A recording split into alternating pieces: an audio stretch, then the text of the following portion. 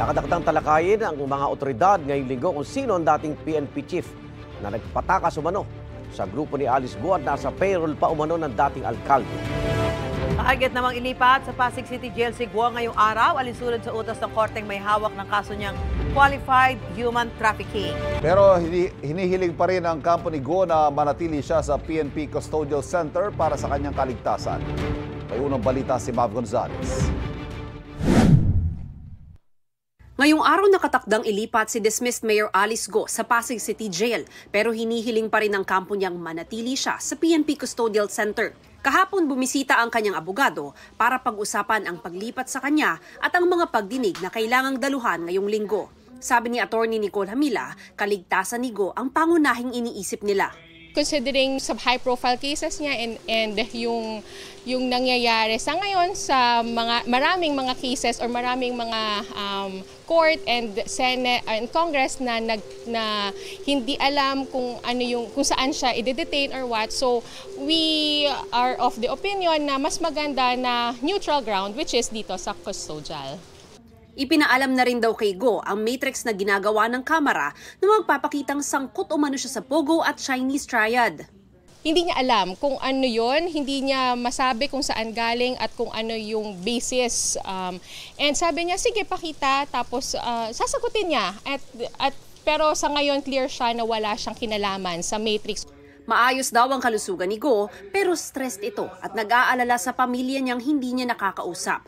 Wala parang impormasyon kung nasaan ang kapatid niyang si Wesley Go. Medyo nami-misjudge nga ng tao kasi parang nakukuha pa rin niyang tumawa or minsan naging masaya. Pero despite that, we know that she's fighting. Maghahain ng kampo ni Go ng petition for bail ngayong linggo para sa qualified trafficking charges laban sa dating mayor. Sabi ni Senador Risa Hontiveros, karapatan ni Go magpiyansa, pero tuloy pa rin ang investigasyon sa kanya. May non-bailable human trafficking charges pa aniya laban kay Go, kaya mananatili siya nakakulong hanggat hindi napapatunayan sa korte na inosente siya. Padadaluhin din siya sa mga pagdinig ng Senado at Kamara dahil may contempt order pa rin sa kanya. Bukas na ang huling pagdinig ng Senado ukol sa mga illegal na Pogo. Sabi ni Senador Win Gatchalian, gusto niyang mag-focus na ang Senado sa Porac Pogo Hub. Kung hindi nabibigyan ng spotlight, hindi rin na-file yung kaso at tumatagal. May isang kaso, wala pa na i-file dito sa mga personalidad sa Porac Pogo Hub. Kaya gusto na namin mag-focus dyan. Bagaman wala pang imbitasyon, gusto rin ng Senador imbestigahan si Tony Yang, kapatid ni dating Presidential Economic Advisor Michael Yang na naaresto sa NAIA noong Huwebes. Meron kasing isang personality doon sa Bamban, si Mr. Khan. At itong si Mr. Khan, sa mga nababasa namin, meron siyang joint account with Tony Yang. At malaki ang perang pumasok dito sa joint account, almost 2 billion pesos. Pag inad natin yung perang yan na pumasok sa joint accounts, swak yung 7 billion pesos na ginamit para ipatayo yung Pogo Hub sa Bamban. Yun yung connection na nakikita ko. Hindi rin klaro pa ngayon kung saan nanggaling yung pera at ano yung pinaggamitan ng pera. Samantala, ngayong linggo tatalakayin ng PNP, CIDG at PAGCOR kung sino ang dating PNP chief na nagpatakas umano kay Go at nasa payroll ng dating alkalde. Depende raw sa sasabihin ni PAGCOR SVP General Raul Villanueva ang magiging direksyon ng investigasyon.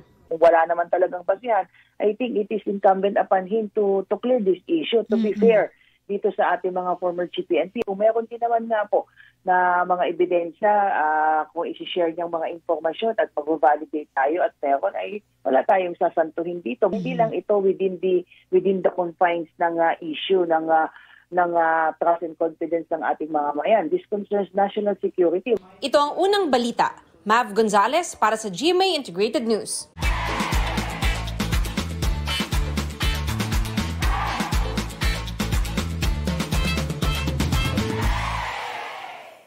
Kapuso, para laging una ka sa mga balita, bisitahin at mag-subscribe sa GMA Integrated News sa YouTube. Sa mga kapuso abroad, samahan nyo kami sa GMA Pinoy TV at sa www.gmanews.tv.